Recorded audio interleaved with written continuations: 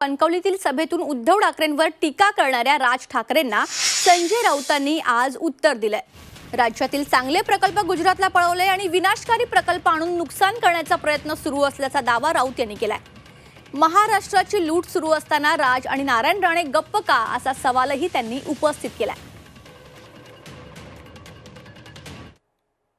Nuclear reactor मुंबईत आहे.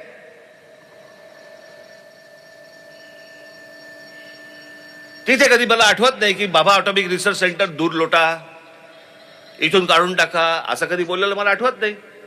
पण कोकणामध्ये प्रकल्प येऊ द्यायचा नाही. मग पुढचा कुठचा आता आला तो विरोध झाला, तो नाणार. मग यांचा खासदार जाणार नाणारला विरोध करणार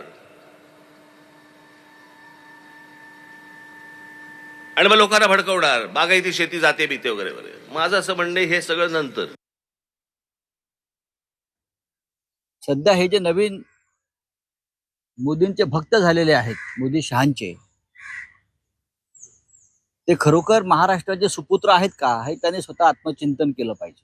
बाकं बडवायचं सोडा हो.